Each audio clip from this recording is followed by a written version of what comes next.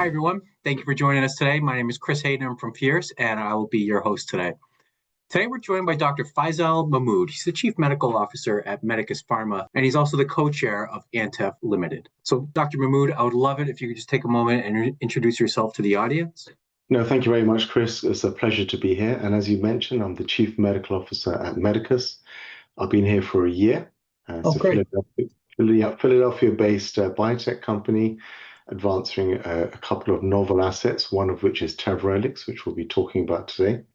I'm actually based out of London, and I'm a medical doctor by background, trained in internal medicine and oncology, with about 2 decades experience in big pharma, late phase clinical development and medical affairs. Excellent. Well, thank you for taking the time today. Really appreciate it.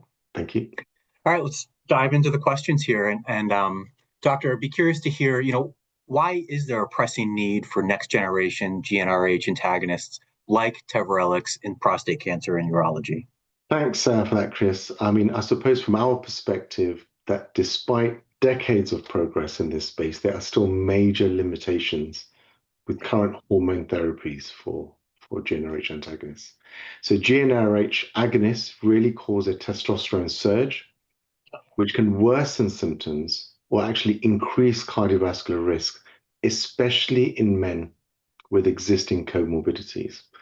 And that's critical because cardiovascular disease is one of the leading causes of death in men with prostate cancers, which is where GnRH agonist antagonists are used. And often, the cause of death being cardiovascular disease is greater than the cause of death being cancer, especially in early phase prostate cancer. In urology, acute urinary retention really remains a high burden condition. And yet we still don't have an approved drug to prevent people from a recurrence of an acute urinary retention. So really, Tevrelix has been designed to overcome these issues, really offering potentially an immediate flare-free hormone suppression with deep and sustained reduction in both LH and FSH, which are important hormones. And that matters really because emerging evidence suggests that elevated FSH may contribute to endothelial dysfunction and cardiovascular events. So the rationale for Tevrelix is both mechanistically as well as clinically strong in our perspective. Yeah, that's fascinating. So how is Tevrelix differentiated scientifically and clinically from earlier agents? Well, first generation GnRH antagonists really demonstrated the proof of principle, but they came with trade-offs. So Degarelix really requires a monthly injection because of its formulation, causes quite significant injection site reactions, which has contributed to its relatively poor uptake. Relugolix is oral, however, adherence is and can be an issue, and it doesn't consistently suppress FSH, which, as I mentioned earlier on, is important from a cardiovascular risk perspective. So Tevrelix, it's a long-acting depot given either subcutaneously or intramuscularly every 6 weeks. It provides an immediate testosterone suppression without that testosterone flare and has shown excellent tolerability so far. And importantly, it also suppresses FSH more consistently and deeply than many other earlier agents. Okay. And what are the most important learnings from the more than 400 patients treated to date, and how do they shape kind of the next phase of development? So what's been consistent in the data generated so far with Tevrelix is the predictability and tolerability of the hormone suppression, which has been really reassuring. Now, across over the 400 patients treated, we've seen rapid, durable reductions, both in testosterone as well as LH and FSH, without that flare, and a favorable safety profile. And this is especially relevant, as I mentioned before, when we consider that cardiovascular disease is a leading cause of mortality in patients with prostate cancer. Now, several studies, including ours, show that deep FSH suppression may be linked to improved cardiovascular outcomes, although this still needs prospective validation, of course.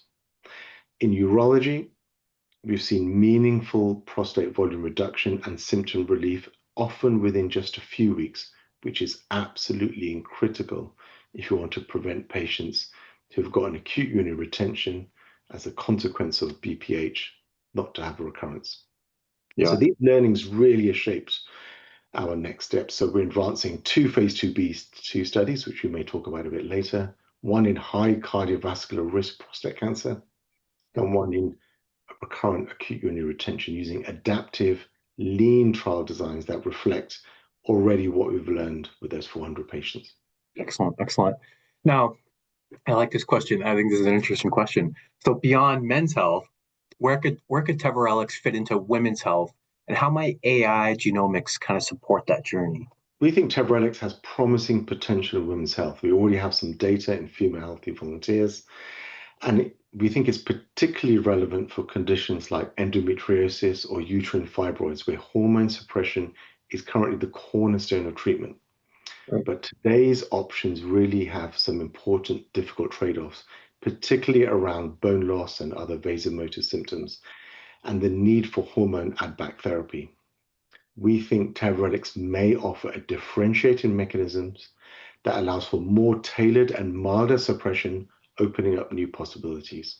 So we're really exploring how AI and genomics can support the development of Teverellix in this area, from predicting response to optimizing dosing strategies. While it's exciting, it's still an early evolving space, much earlier than what we're doing in prostate cancer and acute retention. But we see one where there's strong scientific rationale to engage and develop data. Yeah, absolutely, absolutely. Now, what key clinical and kind of corporate milestones should stakeholders expect over the next 12 to 18 months? So we're entering a pivotal phase, of course. So in the next year to year and a half, we expect to launch two phase 2b studies, one in prostate cancer to confirm the dose and to confirm the suppression of testosterone over a defined period of time, and one in acute urinary retention. We expect to deliver interim data readouts to support our registration and partnering strategies, and really advance this exploratory work that I was mentioning around women's health using a precision medicine approach. And we also continue to expand our pipeline using various platforms that we have, and really applying, smart science, our clinical expertise and history and rigor, as well as real-world patient relevance, with Teverellix really at the core and forefront over the next 12 to 18 months. Great, great. Dr. Mahmood, thank you so much for joining us today. Really appreciate your time. And thank you. I also want to thank the audience for joining us today. Really appreciate your time. Hope this conversation was fascinating for you as it was for me. And hope to see you next time. Thank you. Thank you.